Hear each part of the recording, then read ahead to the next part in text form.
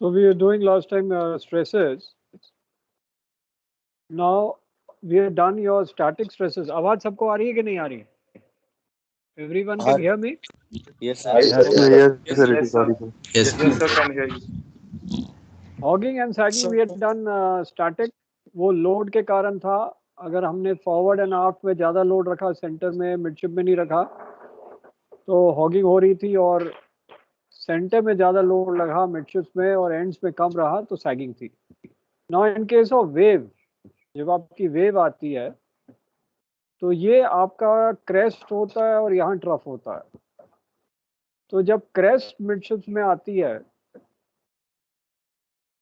तो यहाँ force of buoyancy is increase than force of gravity, और ट्रफ क्योंकि एंड में है तो यहाँ force of gravity is more than force of buoyancy. तो ये आपका हॉग करता है बिकॉज ऑफ द वेव.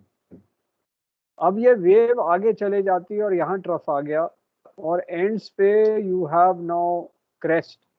तो यहाँ force of buoyancy is more than force of gravity, और मिडशिप्स पे force of gravity will be more than force of buoyancy क्योंकि यहाँ ट्रफ है. सो दिस विल सैग. अब क्या है कि लोड तो आपके एक ही जगह रहते हैं, वो शिफ्ट नहीं कर रहे हैं, बट वेव शिफ्ट करती जाती है लगातार.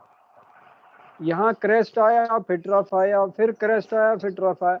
इसके कारण this is known as dynamic stresses, और इसको हम कहते हैं स्टैटिक स्ट्रेसेस क्योंकि एक ही जगह पे रहता है. So that's why this is static and this is dynamic.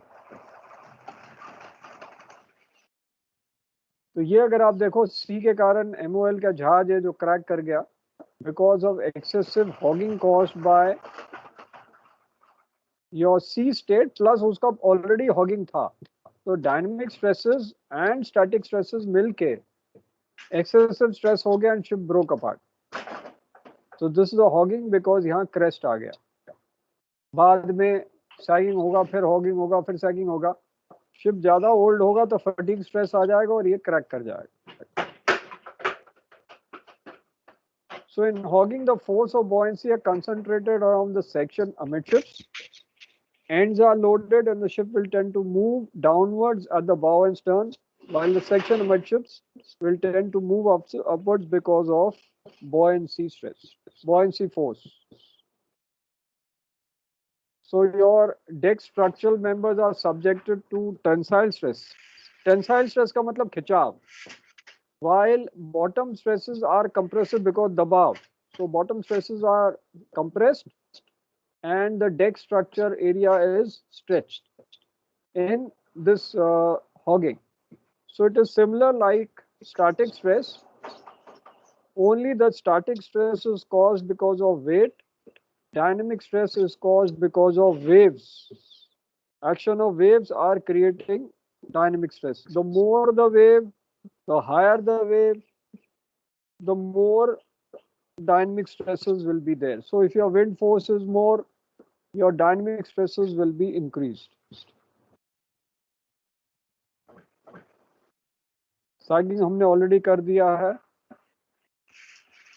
Now we come to sagging stress. अगर वही चीज अगर हमारे वेव के कारण है तो यहाँ आपके at the ends your crest is there which is creating more force of buoyancy than force of gravity. Midships you have more crest trough, so your force of gravity is more than force of buoyancy, so your vessel tends to sag, and that's why your bottom plating will be subjected to tensile stress, your deck plating will be subjected to compressive stresses. Now the next round of stresses we'll do will be your water pressure stress. तो ये water pressure stress है, and water pressure stress will depend on the depth or draft of the ship. तो bottom में equal stress आएगा, लेकिन sides में the stress will increase with the depth or the draft of the vessel. ऊपर में stress कम होगा और नीचे में stress ज़्यादा होगा. So your stress can be, इसको हम बताते हैं अभी stress कैसा होगा. इसको पढ़ा के then we'll go as per the formula. So the water pressure is acting perpendicular to the shell of the ship and will increase with the depth. So basically the shell plating is going to bend inwards. Cave inwards means bend inwards because of water pressure stress. जैसे आपका physics में आपने पढ़ा है कि अगर एक डब्बे में वैक्यूम क्रिएट करके उसको पानी में डालोगे तो पूरा वो पिचक जाएगा. That is water pressure stress. अभी रिसेंटली जो इंडोनेशियन नेवी का एक सबमरीन था and lot of vessels were searching it. कल मिला वो. It was cracked and broken into 3 parts found at 850 meters below sea. सारे लोग मरे हुए थे. Why did it crack? Because of water pressure stress. It could withstand depth of 500 meters. Water pressure stress के लिए उसकी कंस्ट्रक्शन बनी हुई थी, बट वो और नीचे चला गया, so it could not come up, and the water pressure broke that submarine into 3 parts. So similarly, आपके शिप को अगर स्ट्रक्चर नहीं होगा, it will break apart. So the stress of water pressure is resisted by frame, bulkhead, floor and girder. ये सारी चीजें मैं इसके बाद स्ट्रेसेस के बाद बताऊंगा ये सारी चीजें क्या है. अब जरा डायग्राम में ले लें, फिर आपके क्वेश्चंस आप पूछेंगे.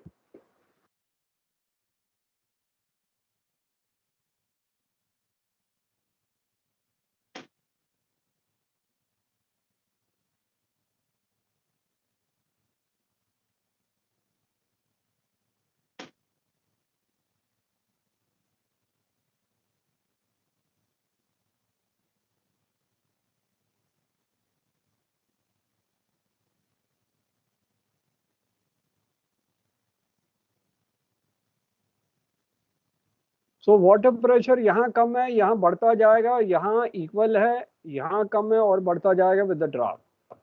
So water pressure can be given by a formula HdG, where H is your draft of the vessel, D is the density of sea water, and G is acceleration due to gravity.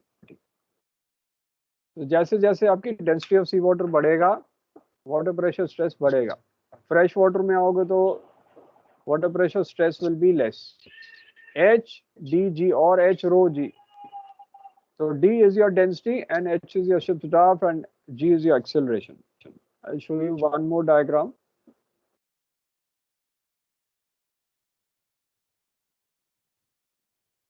So here I've written rho. You can write either D or rho. H draft of the ship. अगर आपका suppose cargo भी है tanker के अंदर, so it can be what is the depth of cargo inside tank. तो inside pressure क्या होगा? H rho G. Outside pressure होगा HdG. So टैंक के अंदर जो प्रेशर होगा for your car, maybe kerosene you have loaded or petrol you have loaded, तो उसका होगा H, that is depth of the cargo in the tank, into density of that cargo and acceleration due to gravity. Outside pressure will be H, the draft of the ship, D, the density of seawater, and G, acceleration due to gravity. So this is compensated by frame, stringer, ये सब explain करेंगे बाद में. Bottom plating, hull plating, bulkhead, girder. इसको जरा screenshot ले लो so that ये आपके नोट्स में काम आएगा.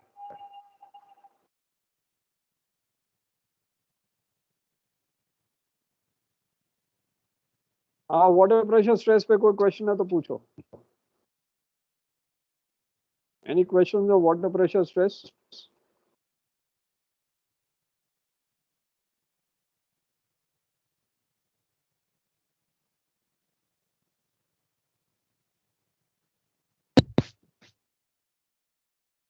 Any questions on water pressure stress? कोई क्वेश्चन नहीं? No sir. ओके, स्क्रीनशॉट ले लिया इसका? स्क्रीनशॉट ले लो. हाँ सर, ले लिया. क्योंकि एग्जाम में पूछा जाता है what are the structures to compensate. ये frame, stringer, bottom plating, hull plating, bulkhead, girder, ये नेक्स्ट चैप्टर जब कराएंगे उसमें हम एक एक स्ट्रक्चर करेंगे। इसलिए ये इसको रख लो, इसका स्क्रीनशॉट ले लो। These structures we'll discuss in the next chapter when we'll do frames.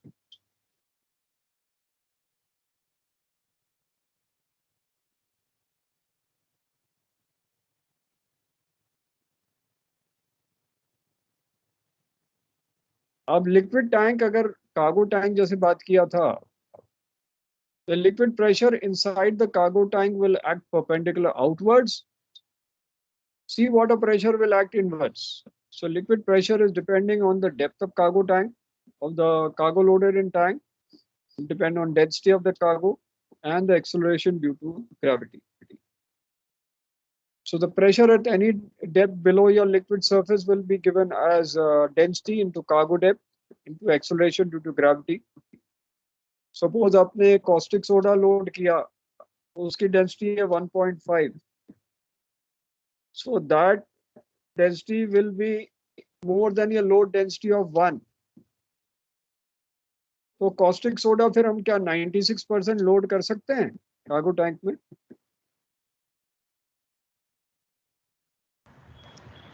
नहीं caustic कर सकते soda सर। हम नहीं सर, नहीं कर एक्सपेंशन सकते के लिए ना। तो मैं छोड़ दूंगा। और लोड डेंसिटी एक्सीड कर रहा है, आप 96% लोड करोगे तो टैंक क्रैक कर जाएगा।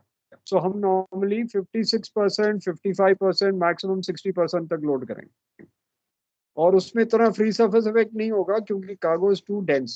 सिमिलरली नाइट्रिक एसिड को भी we are not loading that much because that's a dense cargo. So the liquid pressure on the tank wall is going to increase, and if the cargo depth is increased, your liquid pressure will again increase further.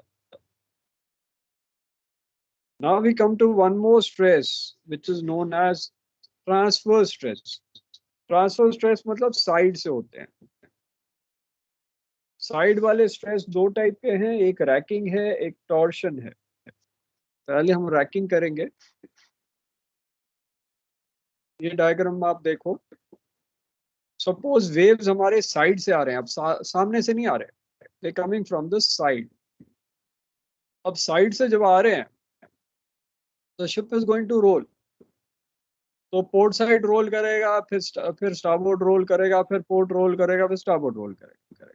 तो जब role करेगा तो deck plating जो है वो इस तरफ direction में मूव करेगा, पोर्ट डायरेक्शन, पोर्ट रोल किया।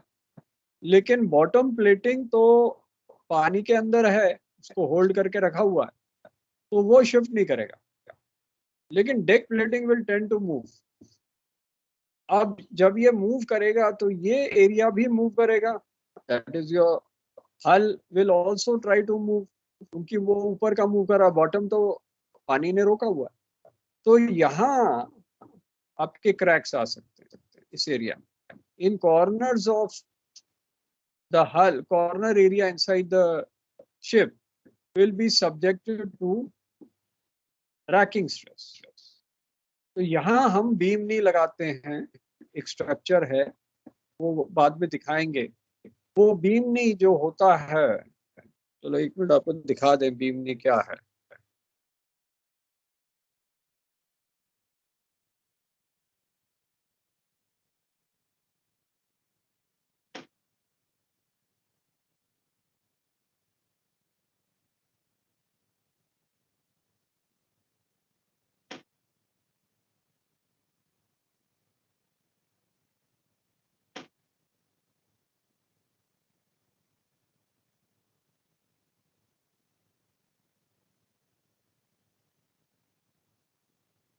शिप के जो साइड में लगा रहता है ये फ्रेम है, ठीक है। तो ये फ्रेम है, और फ्रेम और ये बीम है, इन दोनों के बीच में एक स्ट्रक्चर लगा होता है, उसको बीम नहीं कहते यहाँ, क्योंकि ये नहीं तो क्रैक कर जाएगा, उसको बीम नहीं कहता है। Just show you one more diagram, beam नहीं किधर है।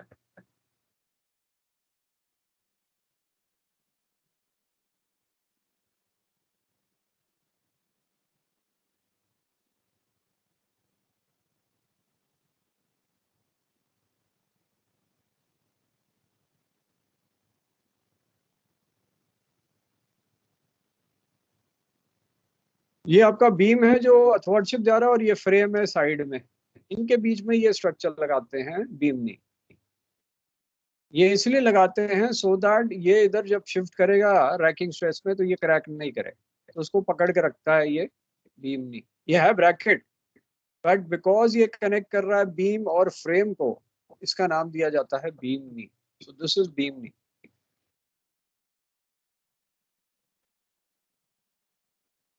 So racking stresses में you will have beam knee connected here between the beam and frame, prevent your racking stress.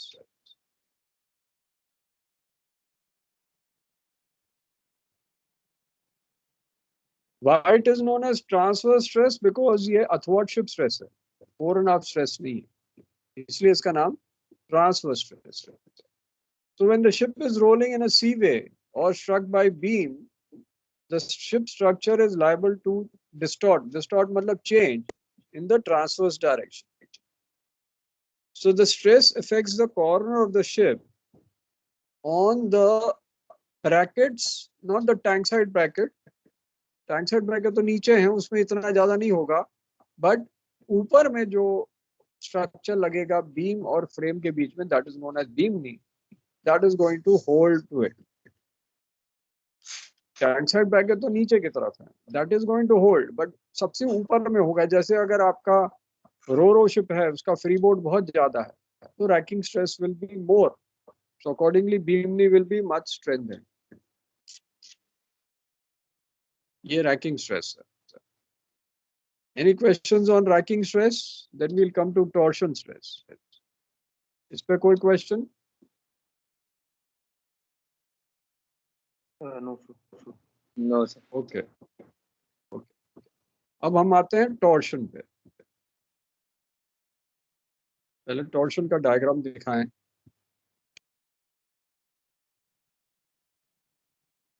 एक और डायग्राम है, पहले उससे दिखाते हैं फिर इससे दिखाते हैं।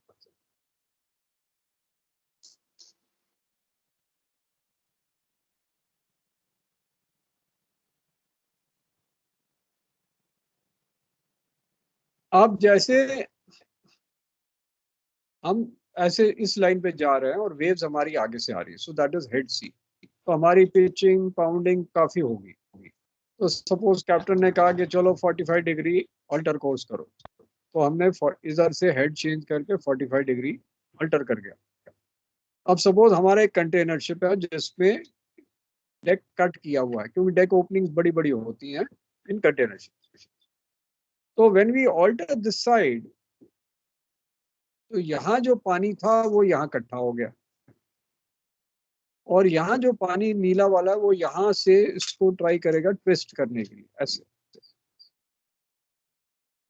तो ऐसे ट्विस्ट करने की कोशिश करेगा, और जो यहाँ पानी इकट्ठा हो गया, क्योंकि यहाँ से जा रहा था, यहाँ मुड़ गया, तो ये पानी यहाँ इकट्ठा हो गया।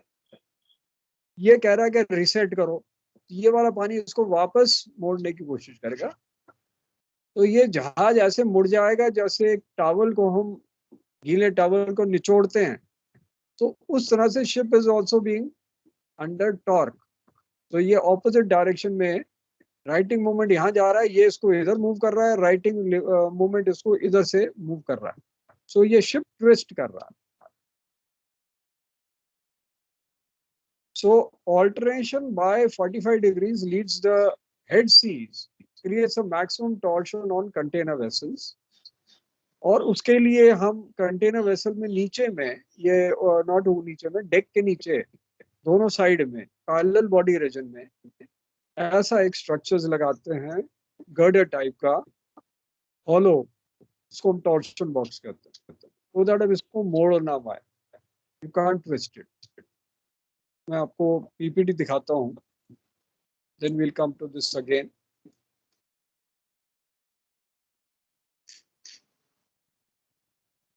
तो शिप आपका ऐसे ट्विस्ट हो रहा है, टॉर्शन में ship is getting twisted like this, क्योंकि ये डेक ओपनिंग्स बड़े बड़े हैं, ज्यादा ट्विस्ट होगा।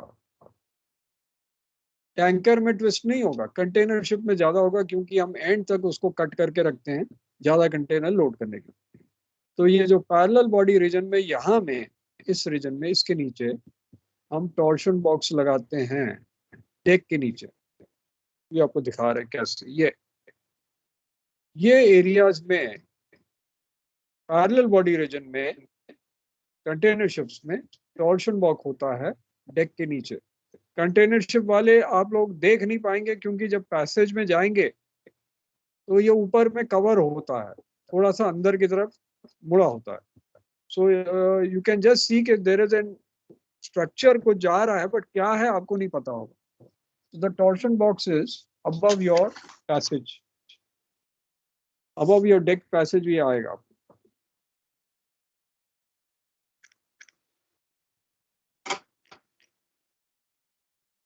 जैसे ये है तो सेलर कंटेनर शिप में ऐसे लगा होता है, छोटे जहाज में नहीं होगा, ये बड़े जहाज जो काफी वाइड है।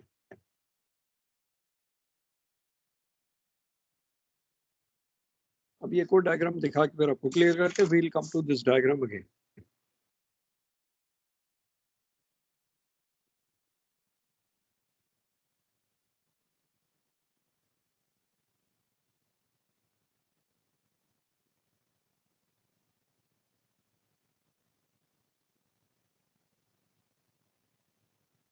अब टॉर्जन बॉक्स कंटेनर शिप में ही क्यों है, टैंकर में क्यों नहीं, बल्क कैरियर में क्यों नहीं?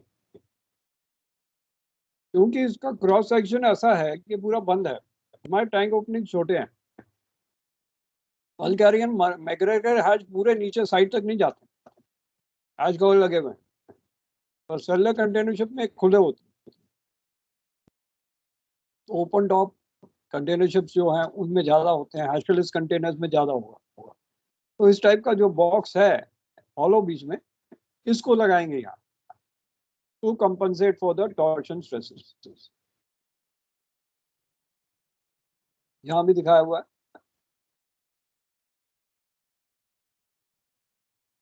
टैंकर का मिडशिप एरिया फुल है, बल्क कैरियर का मिडशिप एरिया में हैच कवर लगा हुआ है, हॉपर टैंक भी है, लेकिन कंटेनर शिप में ये खुला हुआ है, इसलिए टॉर्शन बॉक्स लगाया जाता है क्योंकि क्रॉस सेक्शन एरिया उसका कम है। तो क्रॉस सेक्शन जैसे आपका एग्जांपल दूं, अगर एक टिन बॉक्स है, टिन बॉक्स को हमने मोड़ने की कोशिश की, नहीं मुड़ेगा। अगर ऊपर से हमने पूरा ढक्कन काट दिया, पूरा एज टू एज काट दिया, हम मोड़ोगे तो आराम से मुड़ जाएगा। वही हाल कंटेनर वेसल का है, क्योंकि क्रॉस सेक्शन एरिया कम है, इसलिए उसको जल्दी मोड़ सकते। तो सी के एक्शन से मुड़ रहा है। वैसे दो टाइप के टॉर्शन हैं, एक ड्यू टू वेट और एक ड्यू टू वेव्स। अभी कराएंगे उस पर।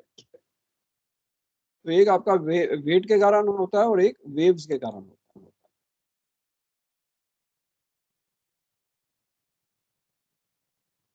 So torsion is caused due to forces which do not pass through the center line of the ship's hull section. वो फोर्सेस सेंटर टू सेंटर नहीं जा रही, साइड से आती है, क्योंकि सेंटर से आती तो ट्विस्ट ही नहीं होता। एक पोर्ट साइड से आ रही है, एक स्टारबोर्ड साइड से आ रही है, तो दोनों उल्टी डायरेक्शन में मूव कर रही है, उसको ट्विस्ट कर रही है। तो it's like you wring a cloth by twisting it, वैसे शिप को ट्विस्ट कर रहे हैं। तो इसका एक कंपोनेंट होता है स्टैटिक टॉर्शन और स्टिल वाटर टॉर्शन। इसका मतलब just because of weight, port side हमने ज्यादा लोड कर दिया, स्टारबोर्ड साइड में भी ज्यादा लोड कर दिया, और स्टारबोर्ड पोर्ट फॉरवर्ड एंड में हमने ज्यादा लोड कर दिया, स्टारबोर्ड फॉरवर्ड एंड में हमने इतना लोड नहीं किया, कम लोड किया। और हाफ सेक्शन के स्टारबोर्ड साइड में लोड कर दिया और हाफ सेक्शन के पोर्ट साइड में लोड नहीं किया, ठीक है, तो आपका जहाज ट्विस्ट कर जाए, तो स्टैटिक है। डायनेमिक होता है because of wave, water body उसको राइटिंग लिवर दे रहा है। So a ship heading obliquely मतलब at an angle maximum 45 degrees पे आपका टॉर्शन स्ट्रेस ज्यादा होगा with the wave, so it will be subjected to righting movements in opposite direction at the ends. Ends mean forward and aft, and that is why the hull will be in torsion. So in these ships torsional movements are there, but stresses are negligible on tankers और small container ships में नहीं होगा, but large container ships which have got wide opening, it will be more prevalent. So in large container ship with large openings, आजकल आपके 60 metre broad container vessels आ गए हैं, उनमें काफी ज्यादा होगी, and long deck openings they are significant. So the ships are designed to withstand the maximum torsion load due to static or dynamic or both. So in some cases where there is large openings, it becomes very difficult to strengthen the vessel only by girder and stiffener. Therefore, the concept of torsion box arose. ये top reason में deck के नीचे hollow boxes type का structure लगाएंगे. Hollow इसलिए क्योंकि अगर वो वेट वाला ज्यादा वेट का आ जाएगा तो सेंटर ग्रेविटी ऊपर चला जाएगा, और सेकंड हो जाएगा कि आपका लाइट शिप वेट बढ़ जाएगा, इसलिए हम हॉलो यूज कर रहे हैं. So the torsion box can be defined as continuous structure formed in between top part of longitudinal bulkhead, freeboard deck and shear strake. इन सबसे एक बॉक्स बन जाता है और वो बॉक्स कंटिन्यूसली रन करेगा from collision bulkhead up to aft peak bulkhead, and it is heavily stiffened due to bulb angles which will strengthen against torsional moment and other bending loads. तो यहाँ आपका same diagram है, exam में तो आपको ये diagram बनाना है. ये क्रेस्ट आ गया, तो क्रेस्ट के कारण यहाँ से आपको प्रेशर ज्यादा आया फॉरवर्ड एरिया से. ये फॉरवर्ड से देख रहे हो, ये आफ्ट से देख रहे हो. तो this view is from forward. तो जो क्रेस्ट वेव है वो आपको इधर टर्न कर रहा है, और पीछे का जो क्रेस्ट आया वो आपको इधर टर्न कर रहा है उल्टी डायरेक्शन. तो आपका ट्विस्टिंग हो रहा है.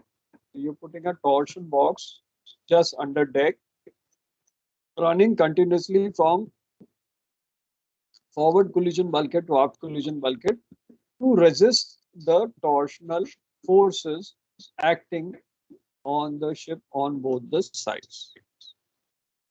इस ट्विस्टिंग को वो प्रिवेंट करते हैं. ये बॉक्स आपके डेक के नीचे दोनों साइड में लगेंगे.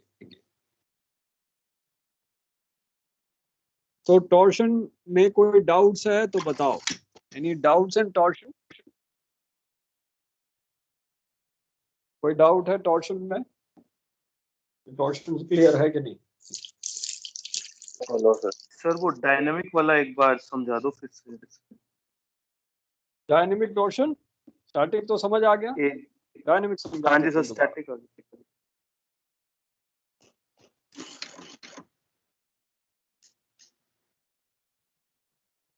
अब इस डायग्राम समझा देते हैं. हम ये इधर से देख रहे हैं, ये जो डायग्राम है ये हम इधर से देख सकते हैं. ये पीछे से नहीं देख रहे, हम आगे से देख रहे हैं. अगर हम आगे से व्यू करें, ये आपका फ्लेयर है शिप का, और पोर्ट साइड में आपकी वेव आई हुई है क्रेस्ट, क्योंकि आप टर्न कर गए हो तो क्रेस्ट इधर से नहीं आ रही, इधर ज्यादा आ रही. इधर इसकी एक्सपोज्ड एरिया ज्यादा है क्रेस्ट को, तो प्रेशर यहाँ ज्यादा होगा. तो यहाँ प्रेशर जो है ये इसको इधर टर्न कर रहा है. इस एरिया में क्रेस्ट आया, लेकिन ये जो क्रेस्ट है ये राइटिंग मूवमेंट है, क्योंकि अगर आप किसी चीज को दबाओगे तो वो वापस धक्का मारेगा। अब शिप आपका 4 ऐसे जा रहा था, आपको एक और डायग्राम दिखाते हैं। शिप आपका तो ऐसे जा रहा था, आप टर्न करके स्टारबोर्ड 45 डिग्री, तो यहाँ जो पानी था वो रेजिस्ट करेगा उसको वापस लाने के लिए, तो ये जो पानी है इसको रेजिस्ट कर रहा है इसको वापस लाने के लिए, और यहाँ जो क्रेस्ट है वो इसको इधर दबा रहा है। तो दोनों ऑपोजिट डायरेक्शन में घुमा रहे हैं, एक इधर घुमा रहा है एक इधर घुमा रहा है। इसके घुमाने से जहाज ट्विस्ट हो रहा है, जहाज ट्विस्ट हो रहा है तो हम बॉक्स यहाँ से यहाँ लगा रहे हैं साइड में, टॉप व्यू में इधर से इधर लगा रहे हैं, ये टॉप व्यू है और ये फ्रंट व्यू है। तो टॉप व्यू में आपके गर्डर फॉरवर्ड कोलिजन से आफ्ट कोलिजन बल्कहेड तक जाएंगे ऐसे, और साइड फॉरवर्ड व्यू में ऐसे है, टॉप व्यू में ऐसे। तो because of the water body is created due to the turning action, क्योंकि हम टर्न कर रहे हैं, तो यहाँ जो पानी आ गया वो इसको इधर पुश कर रहा है, जो इधर जिसके ऊपर आपने टर्न किया वो वापस राइटिंग करेगा, उसको सीधा करने की कोशिश करेगा, क्योंकि आपने पानी को इधर धक्का मारा, ये वापस आपको धक्का मारेगा। तो ये इधर मारेगा धक्का और ये वाला इधर धक्का मारेगा, जिसके कारण आपका शिप ट्विस्ट हो रहा है, जैसे आपको डायग्राम दिखाया था। अब क्लियर है? यस ऐसा सर, ये ट्विस्ट हो टॉर्सन रहा यस सर। सर, ये torsion box only for tank में लगा रहता है या पूरा रहता है यहाँ से वहां तक सर? एंड टू है। इधर टैंक में नहीं होता है, टैंकर में नहीं होता है, टैंक नहीं, टैंकर में नहीं सर, वो कंटेनर में।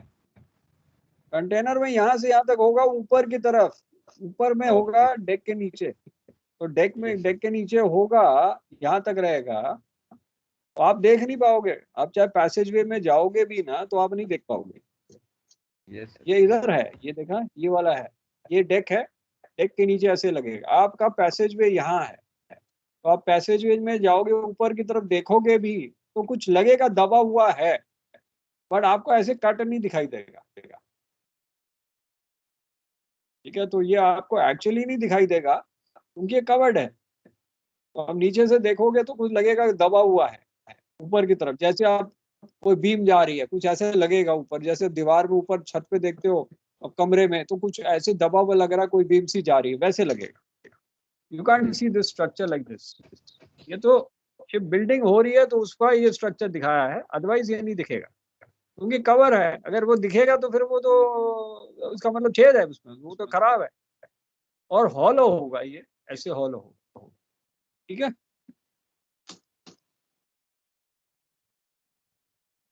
अब हम आते हैं लोकलाइज लोडिंग। पहले लोकलाइज लोडिंग को आपको दिखा दिखा देते हैं डायग्राम दूसरे, एंड फिर हम लोकलाइज लोडिंग बताएंगे।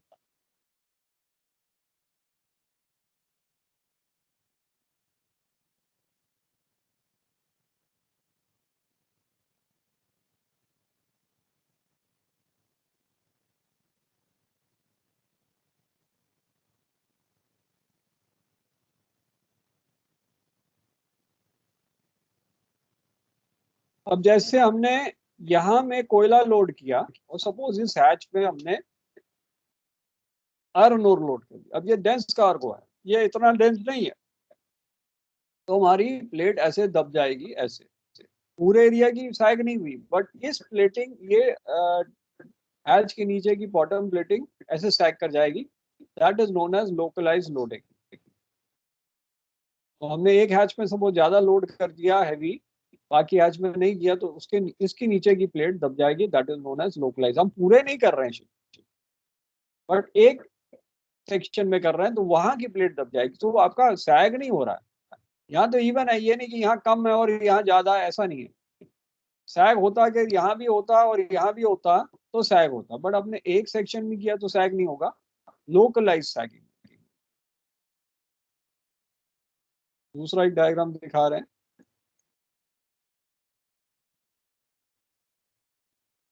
तो सपोज हमने यहाँ किया तो प्लेट ऐसे हो जाएगी, लोकलाइज लोडिंग में एक सेक्शन की प्लेट होगी, पूरे जहाज सैग नहीं होगा, एक सेक्शन की प्लेट सैग होगी।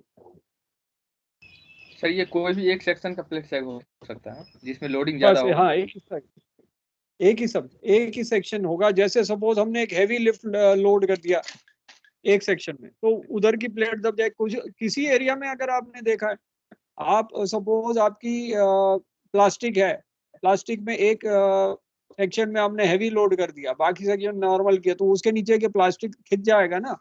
तो वैसे ही लोकलाइज लोडिंग एक सेक्शन में आपका खिंच जाएगा। Yes sir, thank you.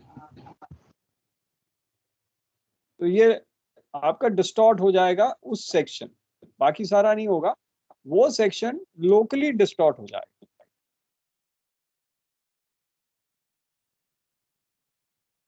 So localized heavy loads may give rise to localized distortion of the transverse section. जैसे हमने मेन इंजन हैवी लोड कर दिया, तो इंजन रूम के नीचे हमें स्ट्रक्चर लगाने पड़ेंगे, नहीं तो वहां दबाव हो जाएगा लोकलाइज। और loading of concentrated or in one of the hold, तो वहां दबाव हो जाएगा, तो उसके नीचे हमें प्लेटिंग लगानी पड़ेगी। सिमिलरली हमने जैसे रोरो शिप है, रोरो शिप में हम इवनली तो लोड करते नहीं है, कुछ जगह में ट्रक लोड कर रहे हैं, कुछ जगह में हैवी ट्रेलर लोड कर रहे हैं 40 टन का, तो उसके प्लेट नीचे दब जाएगी। वहां हमें लॉन्जिट्यूडनल्स को पास में रखना होता है ताकि लोकलाइज लोडिंग ना हो। ये प्लेटिंग, डेक प्लेटिंग में भी लोकलाइज लोडिंग हो सकती है, बॉटम प्लेटिंग में भी लोकलाइज लोडिंग हो सकती है। डेक के ऊपर हमने जनरल कार्गो में हैवी लिफ्ट रख दी एक जगह पे, तो वहां लोकलाइज लोडिंग हो जाएगी, वो प्लेट नीचे सैग हो जाएगी उस एरिया की। तो इसको हम ट्रांसवर्स बल्कहेड, जो पोर्ट टू स्टार्बोर्ड बल्कहेड जा रहे हैं, उससे हम कंपनसेट करते हैं। फ्लोर प्लेट्स ज्यादा डीप होते हैं, वेब फ्रेम्स होते हैं, ये हम जब स्ट्रक्चर्स कराएंगे तब समझाएंगे। ये आपका लोकलाइज लोडिंग स्ट्रेस है। अब आता है ड्राई डॉकिंग स्ट्रेस। पहले ड्राई डॉकिंग स्ट्रेस को आपको समझा दें।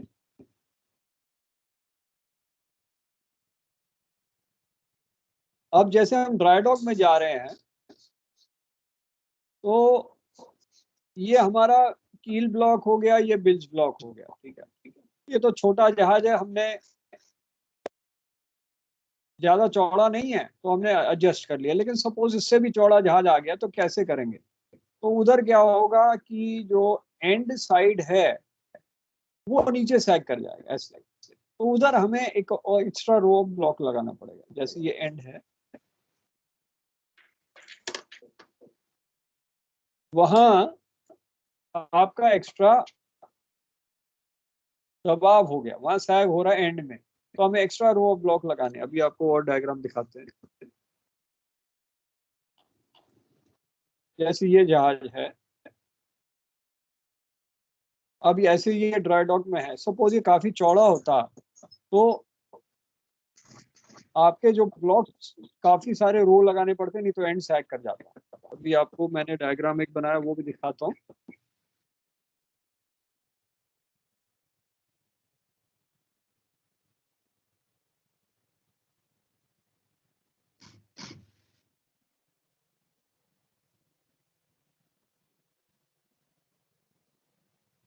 सपोज ये चौड़ा जहाज आ गया, हमने 3 ब्लॉक लगाए ऑरेंज वाले, एंड में कुछ था ही नहीं, तो ये तो यहाँ सैग कर जाएगा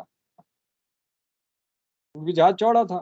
तो हमें एडिशनल रो ब्लॉक लगाने पड़ेंगे इसको सपोर्ट करने के लिए, क्योंकि edges of vessel will sag due to dry dock stress, because यहाँ आपके ब्लॉक्स नहीं है सपोर्ट करने के लिए। तो हमें एडिशनल रो ब्लॉक्स लगाने पड़ेंगे उसको कंपनसेट करने के लिए, तो उसको हम कहते हैं ड्राई डॉक स्ट्रेस।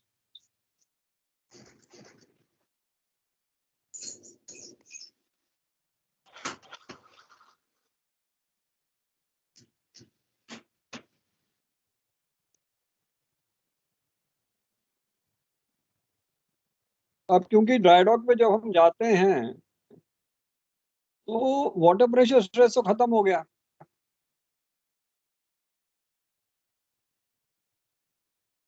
तो नीचे जब हम पानी में थे तो हमें वाटर प्रेशर उसको सपोर्ट कर रहा था, लेकिन अब पानी नहीं है, तो बॉटम प्लेटिंग को कौन सपोर्ट करेगा? वो ब्लॉक सपोर्ट करेंगे।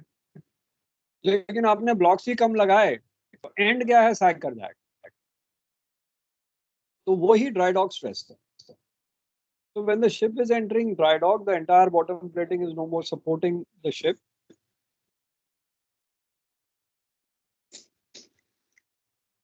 And the vessel sits on 3 rows of concrete blocks, causing unsupported portion to sag transverse. तो जो एरियाज जो आपके सपोर्टेड नहीं थे सेक्शन, उनमें आपका ड्राई डॉक स्ट्रेस लग रहा है।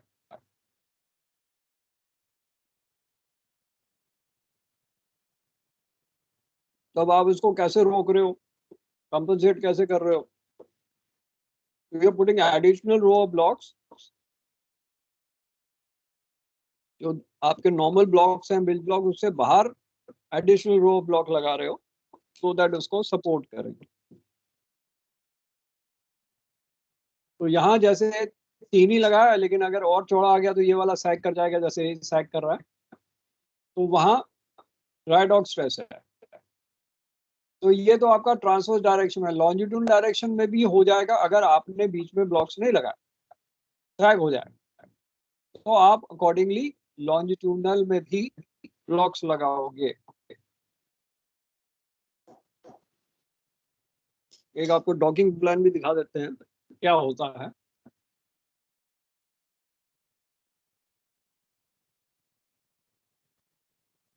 फेज 1 को ड्राई डॉकिंग पढ़ाते हैं, जरा वो ड्राई डॉकिंग का भी दिखा दें आप।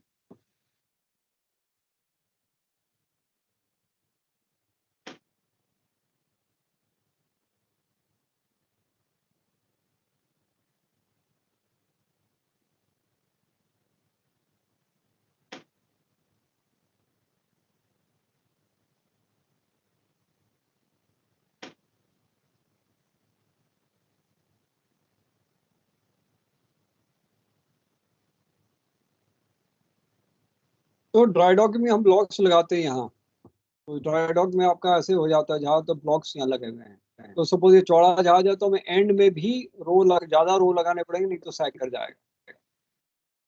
तो आपको डॉकिंग प्लान दिखाते हैं, जैसे ये डॉकिंग प्लान। तो हमें डॉकिंग प्लान में होता है कि किधर किधर हमें ब्लॉक्स लगाने हैं, कहाँ कहाँ से ब्लॉक निकालने हैं। जैसे ये है, अगर हमने ब्लॉक यहाँ नहीं लगाया तो यहाँ से सैग हो जाएगा वो प्लेटिंग, तो हमें उसको सपोर्ट करना पड़ेगा। और सपोज आपके स्ट्रक्चर लगे हैं, इको साउंडर लगा है या कोई कुछ और सेक्शंस लगा है, तो हमें वहां हटाने पड़ेंगे ब्लॉक, और उसके कंपनसेट करने के लिए दूसरी जगह लगाने पड़ेंगे। जैसे यहाँ है, प्रोपेलर के नीचे हमने नहीं लगाया, रडर के नीचे नहीं लगाया, तो वो जो ब्लॉक्स हटाए वो हमने दूसरी जगह यहाँ लगा दी एडिशनल। यहाँ से 8 हटाए, यहाँ से कुछ हटाए तो 12 यहाँ लगा दी एडिशनल, ताकि उसको ड्राई डॉकिंग स्ट्रेस ना हो, नहीं तो वो सपोर्ट नहीं होगा तो सैग कर जाएगा। ये आपका डॉकिंग ब्लॉक इसीलिए होता है, ड्राई डॉकिंग स्ट्रेसेस को। और ये प्लान इसलिए बनाया जाता है कि आपके ड्राई डॉकिंग स्ट्रेसेस ना हो। ठीक है, तो ये अब मैंने आपको दिखा दिया, सो दैट यू अंडरस्टैंड कि ड्राई डॉकिंग स्ट्रेस कैसे होता है।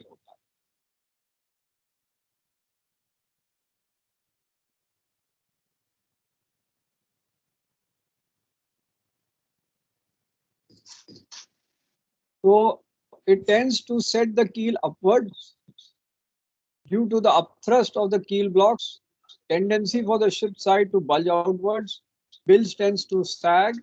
This is the result of static forces, which is known as dry docking stresses. उसके लिए हम एक्स्ट्रा ब्लॉक्स लगाते हैं उसको सपोर्ट करने के लिए।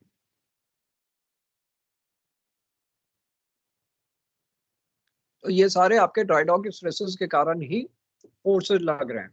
अपवर्ड थ्रस्ट भी उसी के कारण लग रहा है। Bilge area will tend to sag, tendency of the ship side to bulge outwards, tendency of the keel to rise upwards. उसके लिए हम ब्लॉक लगाते हैं सपोर्ट करने के लिए। अब एक और स्ट्रेस आता है, उसको हम कहते हैं वाइब्रेशन स्ट्रेस। आपको पता है, जब आप एंकर पे रहते हो तो एकदम शांत हो जाता है जहाज, पर जैसे ही डेड स्लो ऐड किया एंकर उठ गया, डेड स्लो उठ गया, सडनली आपकी वाइब्रेशन सेट हो जाती है। एक्सपीरियंस किया ना आप लोगों ने?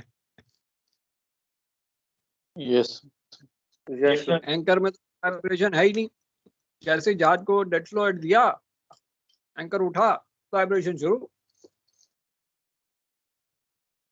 और ये वाइब्रेशन के कारण आपके कई स्ट्रक्चर टूट सकते हैं, उनको हमें मजबूत बनाना है।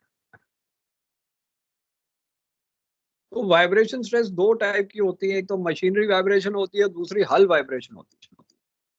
हल वाइब्रेशन होती है ड्यू टू पाउंडिंग फोर्सेस, जैसे बैलेंस कंडीशन में है, फॉरवर्ड सेक्शन बाहर निकल गया और फटका मारा जोर से पानी में, सडनली आपका शिप पूरा वाइब्रेट करेगा जोर से, आपको भी लगेगा पता नहीं क्या फटका मारा है, तो वो हल वाइब्रेशन है because of waves.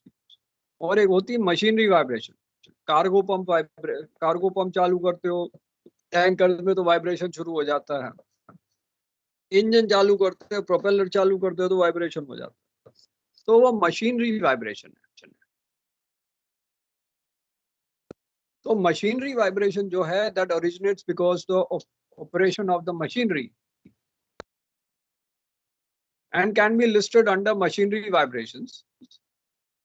So any machinery that has parts moving at certain frequency will induce vibration.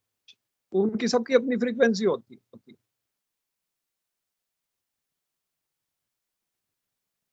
तो आपका मेन इंजन है,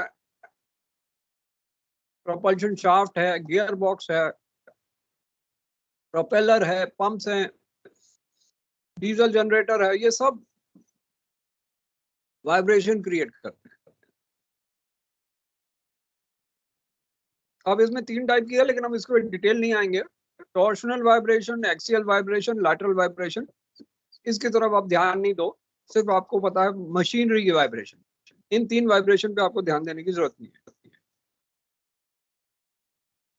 दूसरी टाइप की वाइब्रेशन होती है हमारी हल के कारण। So the natural frequency of ship's hull are relatively difficult to predict accurately, and they are affected by the loading condition.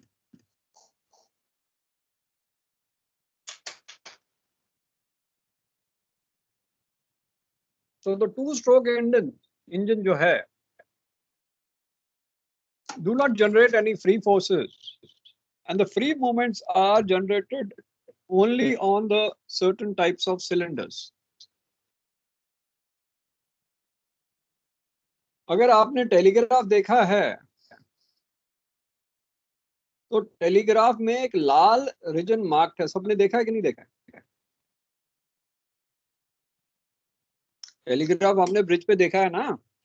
Yes sir dead स्लोइड के नीचे आरपीएम में लाल मार्क है, इसको क्या कहते हैं?